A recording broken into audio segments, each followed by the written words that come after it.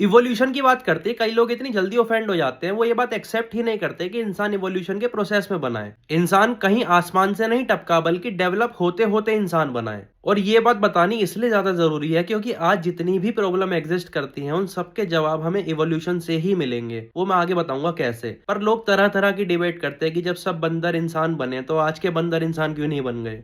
दुनिया का कोई भी रिलीजन हो, वो इवोल्यूशन के बारे में बात करने से या तो बचता है या फिर उसे डिनाई कर देता है। पर सच तो ये है, ले दे के दुनिया के सारे रिलीजन सिर्फ 5 से 7 हजार साल ही पुराने हैं। कुछ सीधे साधे लोग भावनाओं में बहकर ये बोलेंगे कि हमारे रिलीजन में तो लाखों साल पुरानी बातें लिखी है, हमारा रिलीजन तो लाखों साल पुराना है। और अगर इंडिया की बात करें तो सबसे पुरानी स्क्रिप्ट है एंशिएंट वैली सिविलाइजेशन की स्क्रिप्ट, और वो भी अभी येट टू डिसाइफर्ड है, यानी अभी उसको समझा भी नहीं गया। और जो समझी गई स्क्रिप्ट है वो सिर्फ 2000 साल पुरानी है, जो आज अशोकन पिलर्स पे भी देखने को मिलती है, जिसे ब्रह्मी स्क्रिप्ट बोलते हैं। और जो लोग इस इवोल्यूशन पर यकीन नहीं करते या फिर उस साइंस पर यकीन नहीं करते, जो हर एक सबूत देकर बताती है कि इवोल्यूशन कैसे हुआ, उन लोगों से बस सिर्फ इतना ही कहना है कि जब आप किसी डॉक्टर के पास जाया करो तो एक्सरे, MRI, CT स्कैन, इन सब पर भी यकीन मत किया करो, क्योंकि इन सब के पीछे भी साइंस है। सबसे पहली बात पे यही क्लियर कर दूं कि कोई भी इंसान बंदर से डायरेक्ट नहीं बना। ये बहुत लंबा प्रोसेस है, बहुत लाखों करोड़ों साल का प्रोसेस है। ये सुनने में ऐसा लगता है जैसे एक चीज दूसरी चीज में कन्वर्ट हो गई या एक चीज का दूसरी चीज में ट्रांजिशन हो गया, पर ऐसा नहीं था। ये हम अभी वीडियो में आगे समझेंगे। अगर आप ये वीडियो देख रहे हो तो आपने एक टर्म जरूर सुनी होगी, होमो सेपियंस। क्या मतलब होता है इसका? होमो एक जीनस है और सेपियंस एक स्पीशी है। जीनस और स्पीशीज को बड़े सिंपल वे में ऐसे समझो, बायोलॉजी में जीनस का मतलब होता है group of very similar living being, यानी कि जब एक जैसे दिखने वाले लोग एक ग्रुप में रहते हैं उसे जीनस बोलते हैं। उस जीनस या फिर उस ग्रुप के अंदर अगर हम किसी पर्टिकुलर इंडिविजुअल की बात करते हैं तो वो उसकी स्पीशीज होती है। अब ध्यान से समझो, हम कई लाखों करोड़ों साल से आगे बढ़ेंगे और आज के टाइम तक पहुंचेंगे। रफली 60 मिलियन साल पहले, यानी 6 करोड़ साल पहले एक परिवार हुआ, उसका नाम रख दो प्राइमेट्स। प्राइमेट्स के अंदर जो एनिमल्स आते हैं उन्हें बोलते हैं लिमर्स, मंकीज, एप्स। प्राइमेट्स से पहले भी परिवार थे और काफी बड़े परिवार थे, उनकी बात बाद में करेंगे। अब प्राइमेट्स के बाद और एक छोटा ग्रुप बना जिसे बोलते हैं होमिनोइड्स, और ये रफली आज से 2 से 2.5 करोड़ साल पहले बना, जिसके अंदर आते हैं गिबन्स और ग्रेट एप्स। होमिनोइड्स के बाद एक और छोटा ग्रुप बना जिसे बोलते हैं होमिनिड्स, और इसके अंदर आते हैं ओरांगुटान, गोरिल्लास, चिंपैंजीज। और सबसे लास्ट में एक छोटा ग्रुप बना होमिनिन्स, जिसके अंदर इंसान और इंसान के जैसे दिखने वाले जानवर थे, ऑस्ट्रेलोपिथेकस, होमो इरेक्टस, होमो हैबिलिस, होमो सेपियंस, निएंडरथैलेंसिस। पर सोचने की बात तो ये है कि प्राइमेट्स पर ही बातें क्यों नहीं रुक गई, उसके बाद इवोल्यूशन क्यों हुआ, क्यों मंकीज से लेकर फिर बाद में सब कुछ इवोल्व हुआ और लास्ट में इंसान बने। तो इसको आप ऐसे समझो, आप 500 साल पहले की दुनिया देखो, चीजें कितनी अलग थी, पर सर्कमस्टांसेस, एनवायरमेंट के बेसिस पे सबको इवोल्व होना पड़ता है। हर स्पीशीज इवोल्व होती है और जो इवोल्व नहीं होते वो मारे जाते हैं। इसलिए उस टाइम भी कुछ ना कुछ ऐसे कंडीशंस, एनवायरमेंटल कंडीशंस रही होंगी कि स्पीशीज को खुद को इवोल्व करना पड़ा, मजबूरन करना पड़ा। अब एक ग्रुप और उस ग्रुप के अंदर रहने वाले जितने भी जानवर हैं, सब एक ही सिमिलर काइंड ऑफ एनवायरमेंट में रहते होंगे जैसे आज हम रहते हैं। पर नेचर को इससे कुछ खास फर्क नहीं पड़ता। नेचर कॉन्स्टेंटली अपने आप को चेंज करती है, और नेचर के चेंज होने से जो भी नए सर्कमस्टांसेस मिलते हैं, जो भी नया एनवायरनमेंट मिलता है, हर स्पीशीज को खुद को उसमें ढालना पड़ता है। जो ढाल लेते हैं वो सर्वाइव कर जाते हैं, वरना बाकी सब एक्सटिंक्ट हो जाते हैं। इसको ऐसे समझो, 200 साल पहले जो बच्चे पैदा होते होंगे उनके अंदर पोल्यूशन को झेलने की जो कैपेसिटी है वो काफी कम होगी आज के बच्चों के मुकाबले, क्योंकि उस टाइम पोल्यूशन और ऐसा एनवायरनमेंट भी नहीं था। नए एनवायरनमेंट में जो बच्चे पैदा होते हैं उन्हें उस पर्टिकुलर एनवायरनमेंट में लड़ने के लिए जो शक्ति चाहिए होती है, जो ताकत चाहिए होती है, वो उन्हें मिलती है उनके पेरेंट्स से, बर्थ के टाइम पे, मॉडिफाइड जीन्स के थ्रू। यानी पेरेंट्स अगर खुद एक खराब एनवायरनमेंट में रह रहे हैं तो उनके जीन्स को भी खुद इवोल्व होना पड़ेगा उस एनवायरनमेंट के लिए, और बर्थ के टाइम पे उनके बच्चे को भी वही जीन्स मिलते हैं ताकि उनके बच्चे भी उसी जीन्स से उस पर्टिकुलर एनवायरनमेंट में सर्वाइव कर जाएं। अब दिमाग में ये बात भी जरूर आ रही होगी कि जितने भी एनिमल्स थे सब सर्वाइवल की वजह से इवोल्व होते गए और नए नए तरीके के एनिमल्स में बनते गए। पर आज क्यों कोई नई तरीके का इंसान देखने को नहीं मिलता? क्या इवोल्यूशन यहाँ रुक गया? वीडियो के लास्ट तक बने रहना, ये डाउट भी क्लियर कर दूंगा। इस पर्टिकुलर रो डिस्कशन में हम सिर्फ बात करेंगे होमिनिन्स की, यानी कि जीनस होमो के अंदर जितनी भी स्पीशीज हैं उसमें से सेपियंस स्पीशीज ही क्यों आगे बढ़ी। स्पीशीज तो और भी थी, जैसे होमो इरेक्टस, निएंडरथैलेंसिस, होमो हैबिलिस, ये सब क्यों एक्सटिंक्ट हो गए। इवोल्यूशन में किसी एक पर्टिकुलर एनिमल को कोई वरदान नहीं मिलता कि तू इवोल्व हो जा बाकी सब एक्सटिंक्ट हो जाओ, ऐसा नहीं होता। इवोल्यूशन लीनियरली मूव नहीं करता, हर डायरेक्शन में मूव करता है। यानी हर एनिमल अपने अपने तरीके से इवोल्व होता है, और इंसान नामक जानवर यानी होमो सेपियंस अपने तरीके से इवोल्व हुआ और इवोल्व होते होते आज तक यहाँ पहुंचा।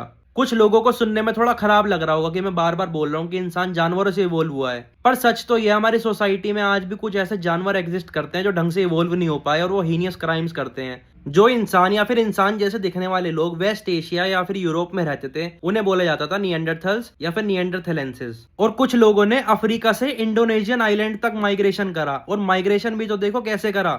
जैसे ही आइलैंड्स के आसपास पानी कम होता था, वो तुरंत उन आइलैंड्स पे चले जाते थे और वहां जाके बस जाते थे।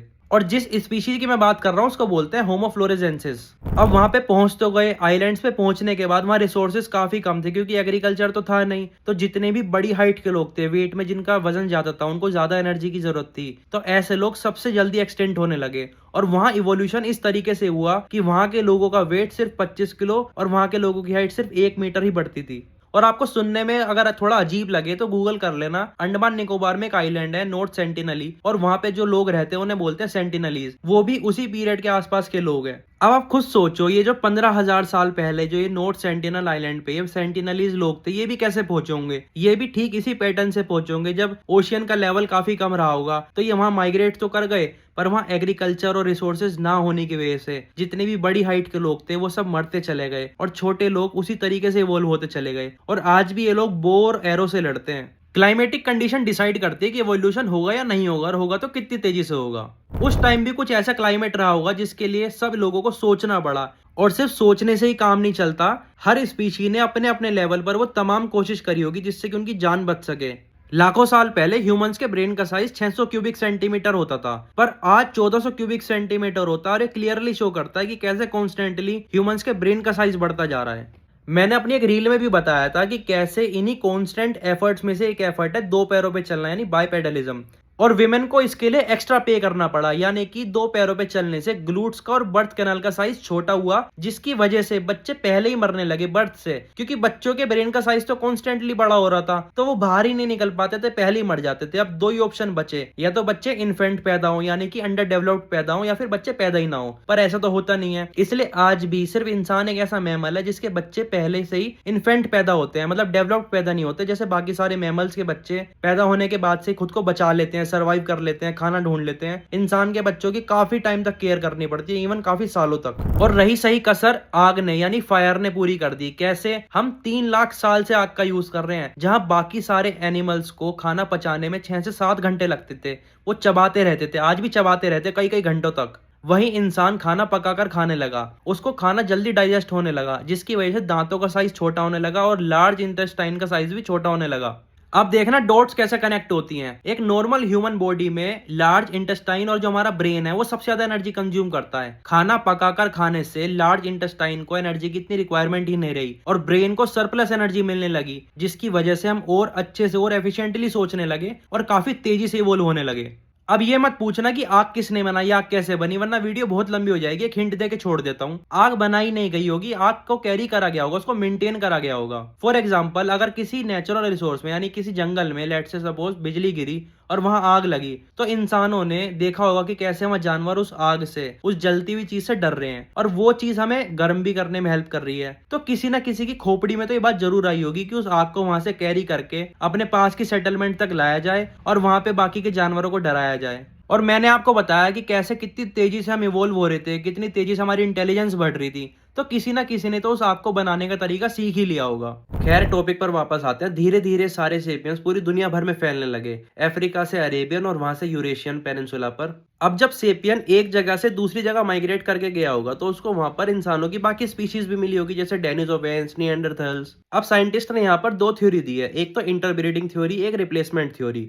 नाम से ही काफी साफ पता लग रहा है, इंटरब्रीडिंग थ्योरी का मतलब एक स्पीशी ने दूसरी स्पीशी को एक्सेप्ट कर लिया। पर साइंटिस्ट इस बात को एक्सेप्ट नहीं करते क्योंकि अभी दुनिया में इतना ज्यादा रेसिज्म है, और अगर गलती से ये बात फैल जाती कि अफ्रीका, यूरोप और एशिया के जो सेपियंस है वो अलग अलग है, तो ये कितना बड़ा पॉलिटिकल इशू बन जाता। दुनिया में वैसी अभी इतनी मारकाट मची हुई है, और अगर ये बात फैल जाती तो लोग एक दूसरे से कितना एलियनेटेड फील करते, ये बात आप सभी सोच पा रहे होंगे। जो रिप्लेसमेंट थ्योरी है उसके सबूत ज्यादा है, यानी कि निएंडरथल्स और डेनिसोवेंस या बाकी जितनी स्पीशीज है उनके जीन्स लगभग ना के बराबर देखने को मिलते हैं आज। और कॉमन सेंस भी यही कहती है कि यार हम एक स्पीशी के होने के बावजूद भी इंसान एक दूसरे से कितना लड़ते हैं। पॉलिटिकल इशू, ये कंट्री ने दूसरी कंट्री के ऊपर हमला कर दिया, कितने लड़ाई झगड़े आज एग्जिस्ट करते हैं। तो सोचो दूसरी स्पीशीज के साथ हमने कैसे कोऑपरेशन कर लिया होगा, ना के बराबर कोऑपरेशन रहा होगा। इसलिए हमारे भाई बहन या फिर दूसरी स्पीशीज के जानवर नहीं बच पाए और इंसान ने बड़ी चालाकी से अपने आप को एनिमल किंगडम से अलग कर लिया। इसलिए मजबूरन हमें ये बात माननी पड़ती है, या फिर लोग एक दूसरे को ये मानने पर मजबूर कर देते हैं कि इंसानों को भगवान ने बनाया या फिर इंसान आसमान से टपका है, क्योंकि गवाही देने के लिए कोई और स्पीशीज के जानवर तो बचे नहीं।